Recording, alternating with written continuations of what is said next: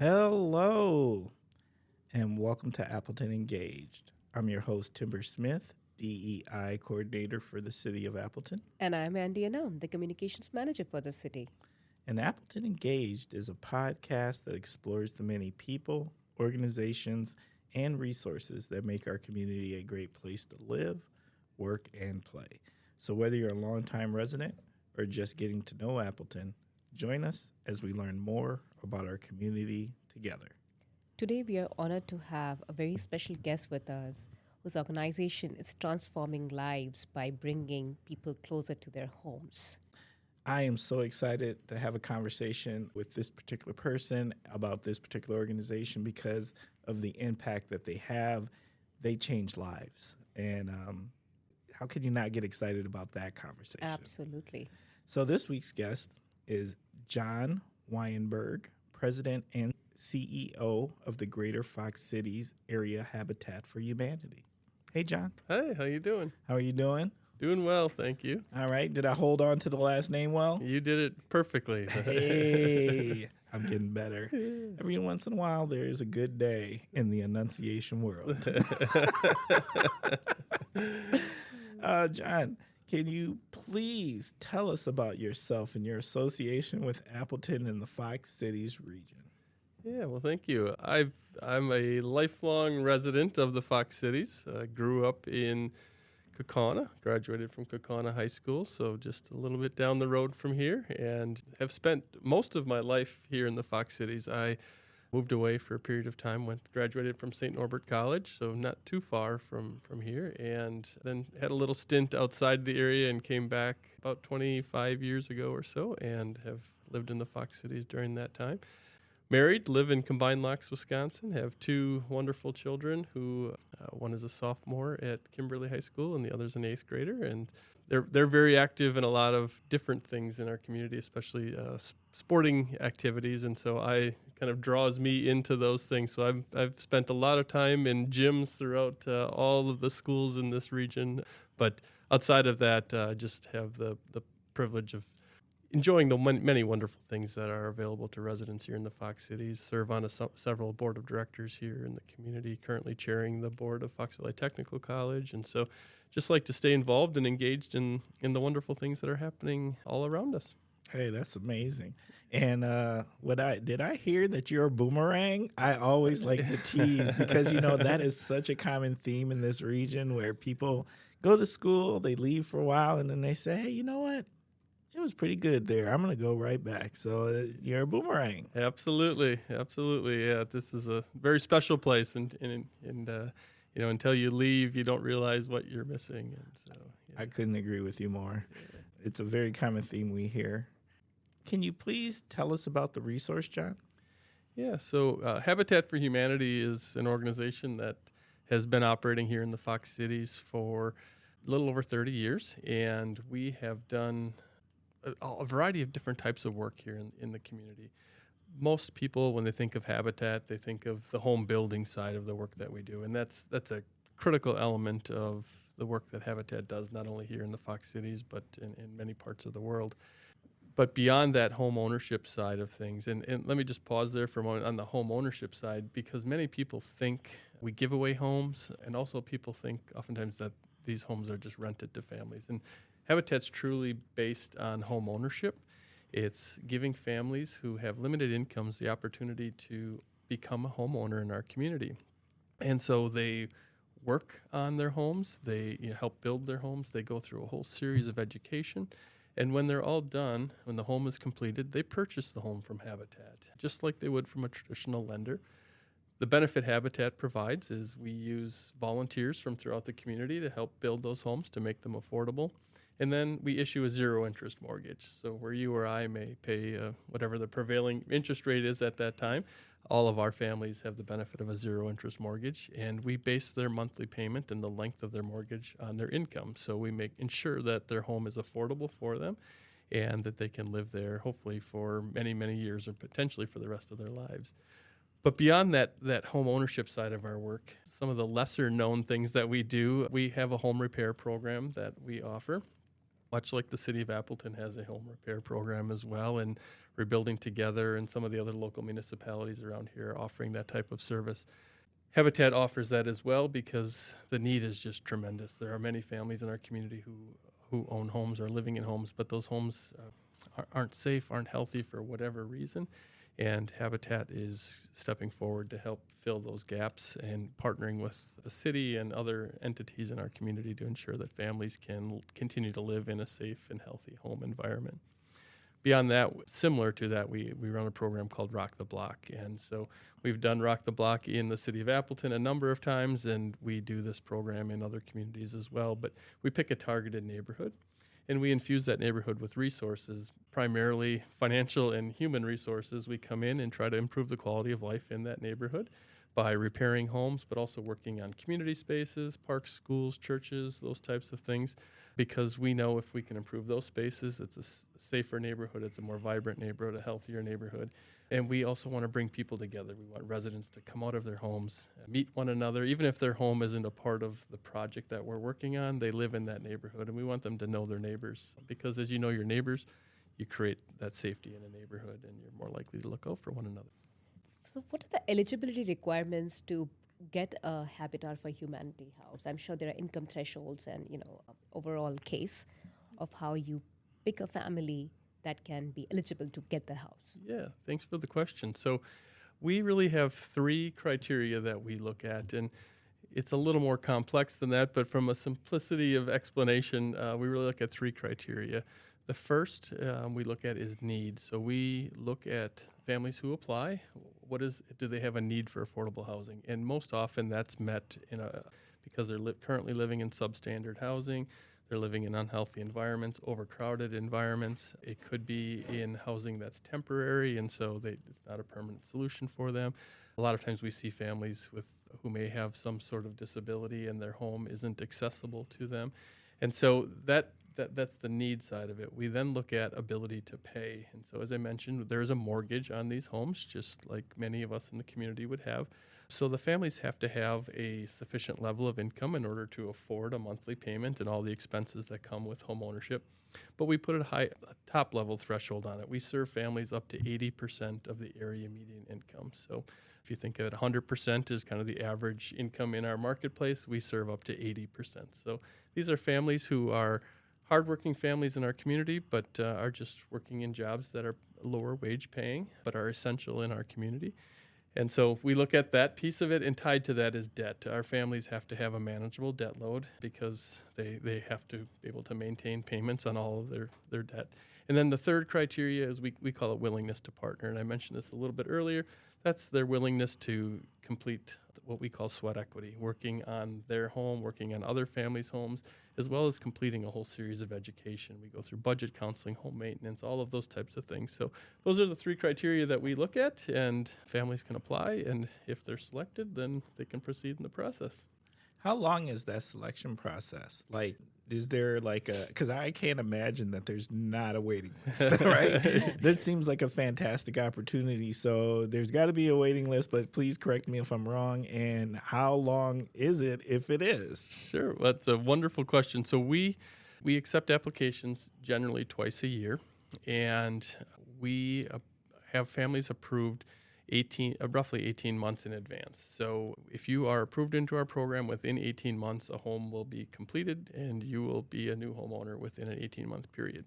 You referenced a waiting list, and so we are considered a lender in the marketplace, which most people wouldn't think of Habitat as a lender, but we are a lender, so we're bound by lending laws just like any of the financial institutions in our community.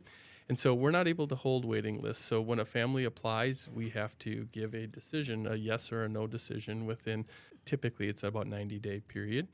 So we have plenty of families who come to us who meet the qualifications of our program, but because our pool is full at the time, we have to give them a declination. They can always reapply at the next cycle. So anyhow, there's not a waiting list, although once again, families are approved about 18 months. So we have about 20 families in our pipeline at any given time, 20 to 30 families in our pipeline at any given time that are already approved, and their homes are either under construction or will be in the near future. So for the repair part of the work which Habitat does, can you tell us the eligibility for that, or do you pick it based on the neighborhood? So how does that process go?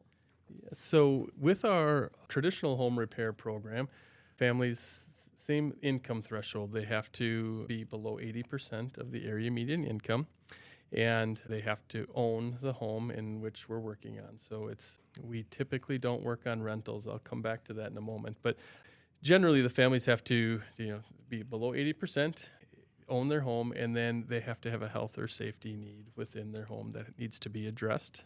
And so we basically that's the criteria for that.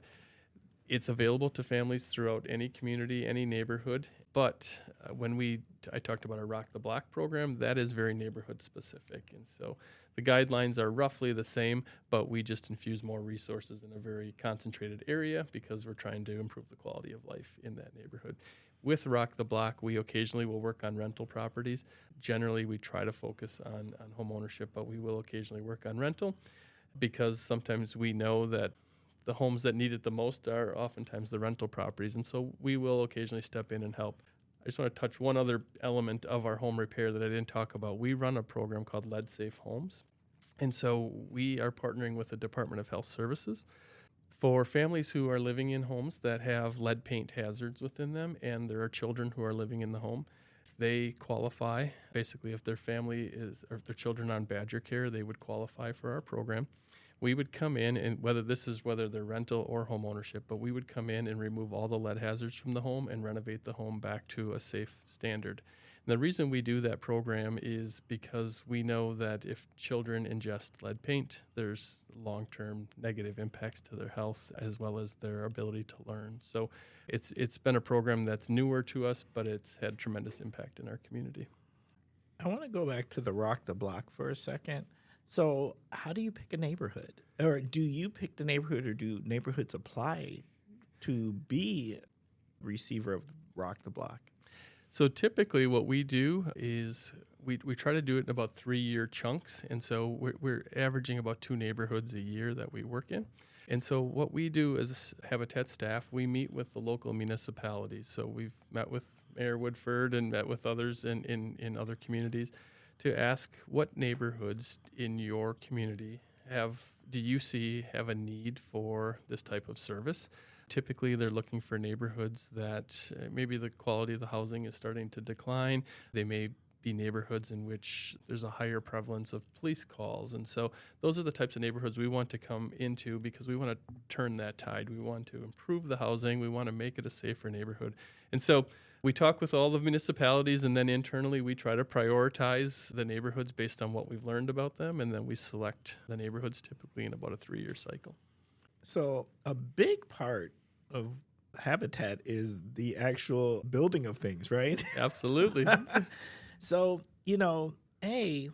it's called, in this particular case, it's the Fox City. So what is your region that this organization covers locally? And then also, how many volunteers do you have helping to make these amazing homes? Yeah.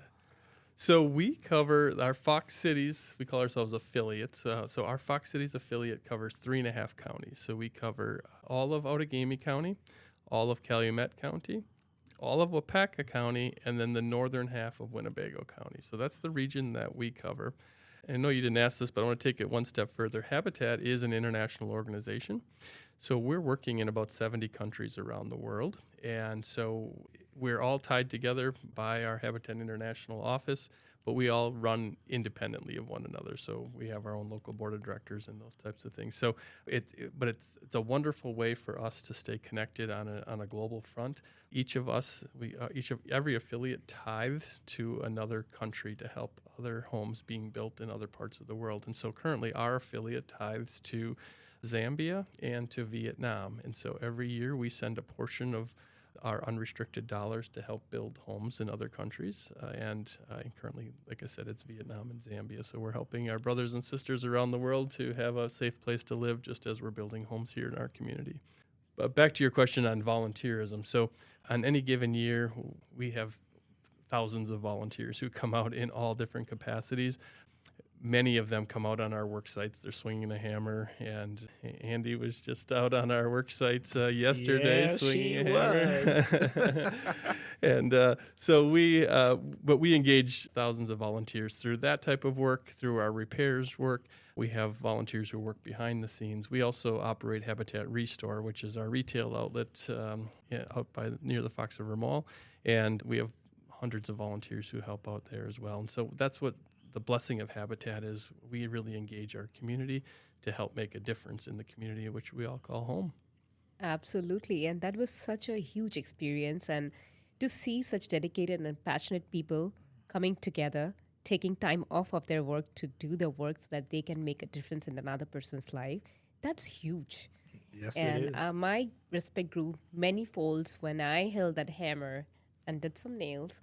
So, absolute thank you so much. And I don't know how many families you have already transformed and are about to transform. So, your impact is huge. Thank you. Thank you for being a part of it. Of course, it's my pleasure, and I look forward to many more. Wonderful.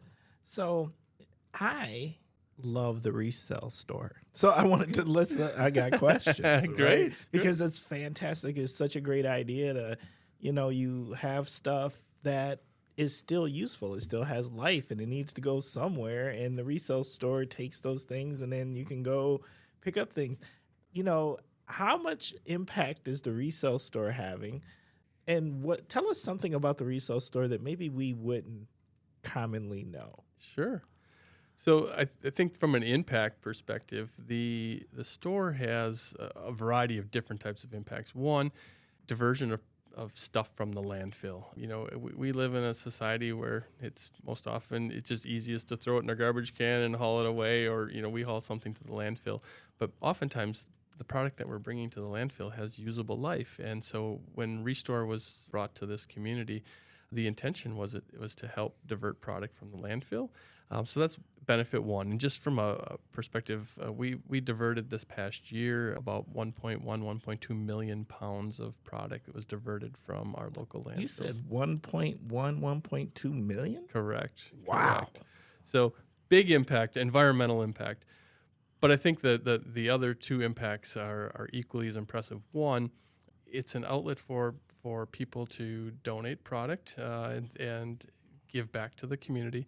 But two, it's an opportunity for families in our community to come and buy things to improve their own homes and at an affordable price. We're typically selling our product for 50% or less than what the retail value would be, because we need to make it affordable for families in our community to ensure that they can live in a safe place and a healthy place. And so we have people from all walks of life who come to our store and find those bargains, and they find that new cabinet set that they've been longing for but couldn't afford from a traditional retailer. And so our intention is not to compete with traditional retailers. Our intention is to find a niche, a population that is, probably can't afford those full price cabinets, but can come to us and get a used set of cabinets that are still in perfectly good condition and help to improve their home. So that's one of the big impacts. I think that, what do most people not think about with the Restore is every time someone buys something from the store, not only are they helping, that product's helping them personally, but the sale of that product, the cash from that goes right into helping us fulfill our mission, helping build more homes, repair more homes in our community. And so they got a bargain, but by that purchase, they're helping families in our community as well. And the people that staff the resale, are those volunteers? It's a mix. So we have some paid staff, because we always have to ensure that there's someone there and the doors are open, the lights are on. But when you walk into our store, the majority of the people that you will see there are volunteers who are giving of their time to make a difference in the community. Outside of the volunteers who help build the homes, how big's your team? We have roughly 50 staff members that fill a variety of roles, some at the Restore. We have about a dozen people who work specifically in construction. So when you're out on a work site, we have paid staff who are overseeing all the volunteers to ensure that the work is done appropriately, but most importantly, that volunteers are being safe. We want people to go home with all the fingers and toes that they came with and, make sure. Yes. Exactly. So And then we have a mix of behind-the-scenes staff, the finance people and marketing and volunteer management. And then we have a team that also works, we call them family services. They're really the direct contact with the families that come to our program to help them navigate the process and be successful for home ownership. So my quick question, and I was curious when I went to the site. So how do you get the space? Do you have to work with the city municipality to get land for the purposes of building these houses? It's, I will tell you, in today's world, today's market conditions, property acquisition is our biggest challenge. I'm sure. As many of your listeners know, it's a tough real estate market right now. But we traditionally are buying properties that are available on the open market. So, if someone owns a vacant piece of land, we're oftentimes the first ones at the table looking to buy it. We also do full home renovations or rehabilitation. So we will buy homes and then fully renovate, rehabilitate, and make them into home ownership opportunities as well. So we're buying homes. But our properties traditionally come from just open market. We do have some generous donors over time who've donated property to us to allow us to build more. And then we occasionally partner with municipalities if they have land that they've come upon through either tax foreclosure or whatever the means might be. They'll oftentimes partner with us as well. That's wonderful. So do you have any stories which you can share with us that shows the impact of the organization? Yeah, I think, it's so hard because there's so many wonderful stories. I've been doing this work for just over 25 years now, and so I've had the privilege of meeting and interacting with hundreds of families in our community who have been able to partner with our organization. But I think some of the most impactful stories are when it ties back to the children. We see so many times in our community children who are living in unsafe, unhealthy conditions. And oftentimes lower income families in our community are forced to move frequently, which means those children are moving from one school to another school, and they're always meeting new friends or trying to meet new friends.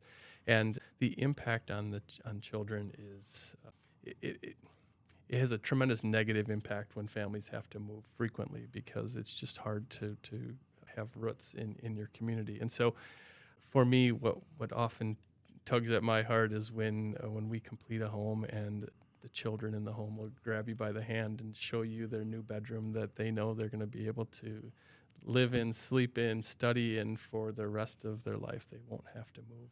And those types of moments are truly impactful because we see that generational impact. So their parents now own their home. Parents now have the opportunity to build equity. The quickest way for families to get out of poverty, to get out of a low-income situation, is to build equity. And how do you build equity when you're low income? It's really, really tough. And so Habitat provides that opportunity for families to own a home. Every time they're making a monthly payment, they're building equity, not only for themselves, but at future generations. So that can be passed on to their children and their children's children. And so that generational impact is one of the things that we oftentimes don't think about. But the other neat thing with Habitat, and this is kind of tied to a story, but every time a family makes a monthly payment, not only are they building equity, but it's very similar to our restore. When you buy something at a restore, it's helping another family. When a family makes their monthly mortgage payment to us, we use that money to help another family in the community.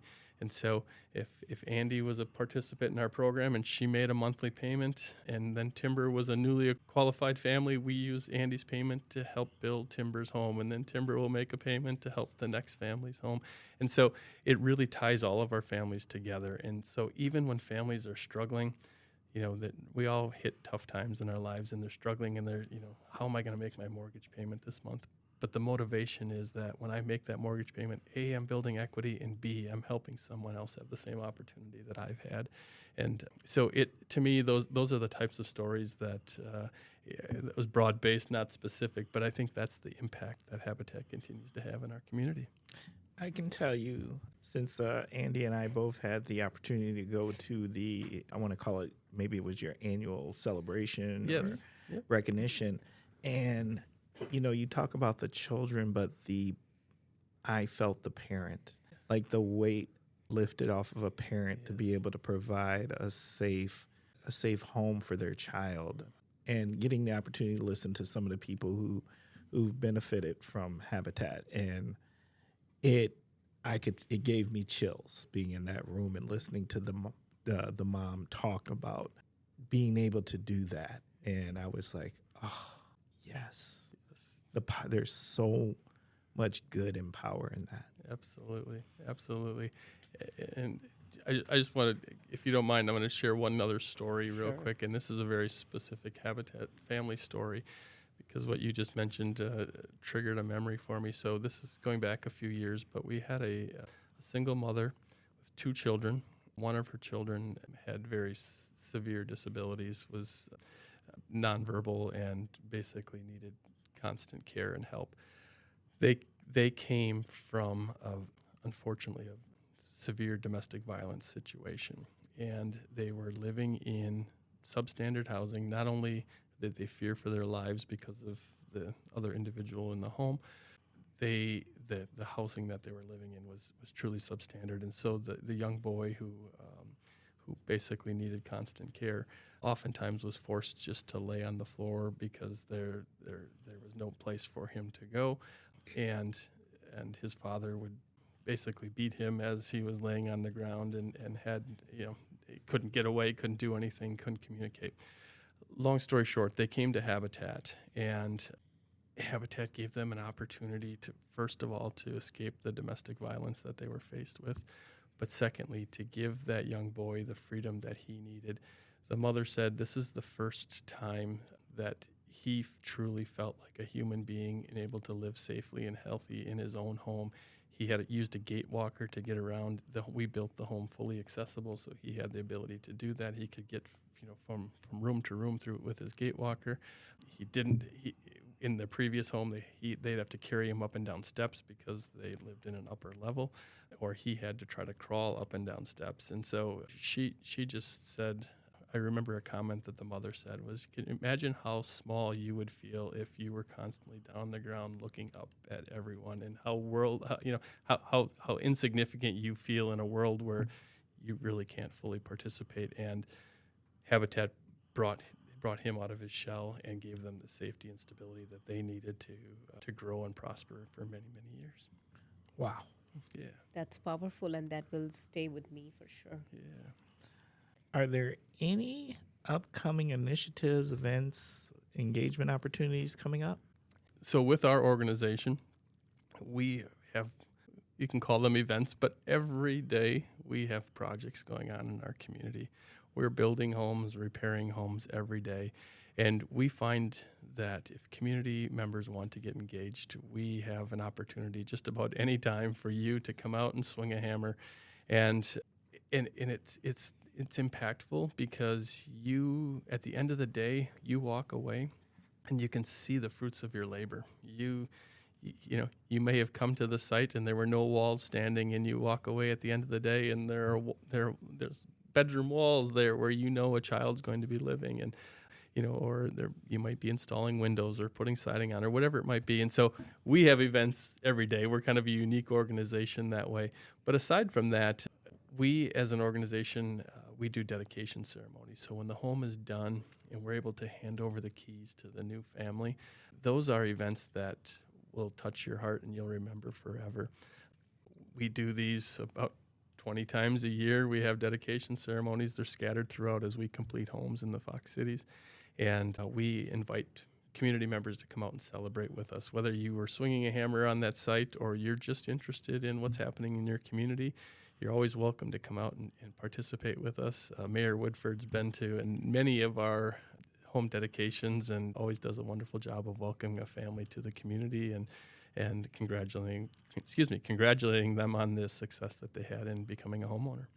I want to go. I went to one, and you should see the genuine happiness in that face of the family. You cannot miss that. That's invaluable and priceless. I mean, amazing. All right, John. If Andy went to one, I want to go to one. You are always welcome. We would love to have you. Thank you. So I need to rephrase this question. How many volunteers do you need? Yeah. That's a hard question to answer, and let me tell you why. On the blessing side of things, we are very, very fortunate that our community has step forward to embrace the work that we do. We have countless volunteers. You asked the question earlier about how many volunteers we have. We have countless volunteers who come from all different sectors of our community. And we also have what we call our senior crew, which they're typically retired men and women who have committed their time to kind of learn the valuable skills of construction, and then they help lead the general volunteers who come out.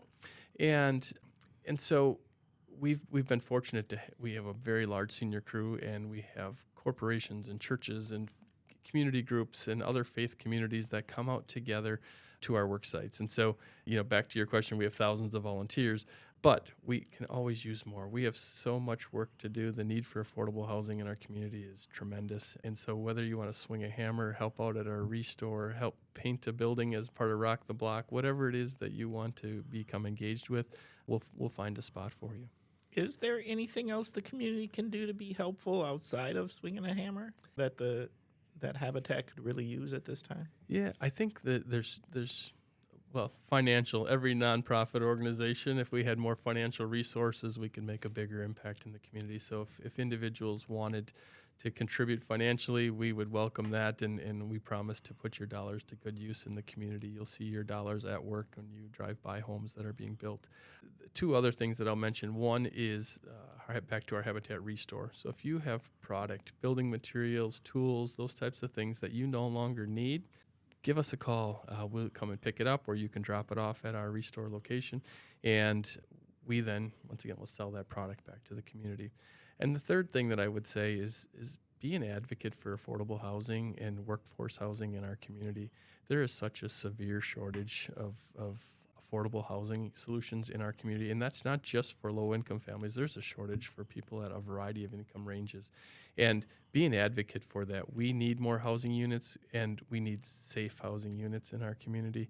And so the city of Appleton has been a wonderful partner. They're looking at, how can they encourage more affordable housing development, just in housing creation in general, because we know we want to welcome all people to our community, and if there's not a safe place for them to live or an affordable place for them to live, they're probably going to go elsewhere. And so be an advocate for us, not only for Habitat, but just, for housing needs in our community as a whole.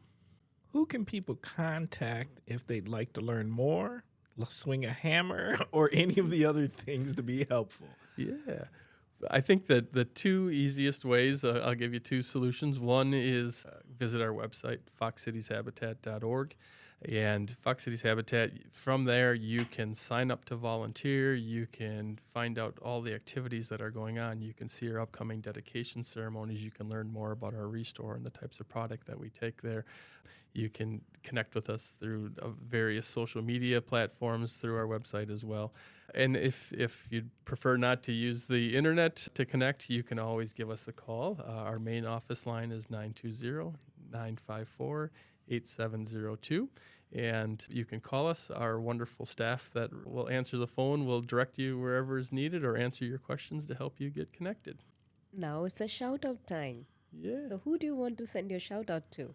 Well, there's so many people I'd love to mention, and especially by name, but by sake of time for your podcast, I'll keep it brief. I definitely want to shout out to our staff. We have an amazing staff at Habitat. We've been so fortunate to have so many giving, caring people who've come to join us on our team and make an impact in our community. Shout out to our board of directors. We are very, very fortunate to have some amazing board members who guide us, give us the strategic direction, and give us the encouragement to continue to make an impact in our community. And then obviously our volunteers and our donors. Without them, we couldn't make the impact that we have here in the Fox Cities. And we have people from our entire service area, and actually people even outside of our area who want to support the work that we're doing here in the Fox Cities. And because of that, we've been able to change the lives of hundreds of families, and we want to continue to do that. All right. One more question before we start wrapping up this episode. Is there any additional information you feel is important to share with the listeners that maybe we didn't ask a question about? I think we did good job of covering a broad base of topics. I think the one thing that I probably didn't touch on that I just want to come back to is from a volunteer engagement perspective. It doesn't matter if you even know which end of the hammer to hold. We welcome people of all skill levels to come out and join us on our work sites. If you can lend a hand in any way, we'll find a way for you to make a difference on our work site. And we have wonderful volunteers, leadership volunteers and staff who will coach you, train you to do whatever task we're doing for that day. And I think the great benefit of that is, if you're looking to make some home repairs at your own property and you're not quite sure how to do it, you can sign up to volunteer at Habitat. We'll teach you, and then you can go home and save yourself a few dollars by making those repairs on your own. I can vouch for that. I went up the ladder and Penny taught me a lot of stuff like putting tapes on. So yeah, I learned a lot of new stuff. So I'm looking forward to learn more. Oh, I might have to follow in your footsteps, Andy, because I think I'm kind of interested, because I'm not going to lie. Appleton Engaged listeners, if you've listened to past episodes, you know I am not the handiest person. Me too. All right. Well, John, thank you so much for taking time and sharing about this amazing resource with our listeners. Appleton Engaged listeners, we're going to start wrapping up this episode at this time. I just want to take a moment and say thank you for spending time with us. Thank you for giving us your minds and ears. Thank you for caring about our community and willing to spend time to learn about another amazing resource that's creating fantastic impacts all across our region. Appleton Engage, we are a work in progress. We want to become the top podcast in Northeast Wisconsin, but we cannot do it alone. We need your help out there. What can you do? Just a couple of things. Well, if you've got any suggestions on how we can make this podcast better, please do not hesitate to reach out to us. Also, if you would like to be a guest, or if you would like to recommend a guest, in this case, that's how John got here today, please feel free to reach out to us at diversity@appleton.org. Once again, that is diversity@appleton.org. Also, we think we have something pretty special here at Appleton Engaged, and we think it would be fantastic if more people in our region learned about this fantastic podcast. So what we need you to do is, while you're listening to us right now, take a moment and hit the subscribe button. And also, if you have a few more moments, just fill out a review. What these things do is it improves our analytics, and the better the analytics, the more spaces and places, eyes and ears that this podcast gets shared to. Thank you for listening, and I hope you will consider volunteering for this amazing organization. Remember, change starts with action, and the work of organizations like Fox Cities Habitat for Humanity reminds us the power of compassion and community. Until next time, stay thoughtful, stay curious, and stay engaged.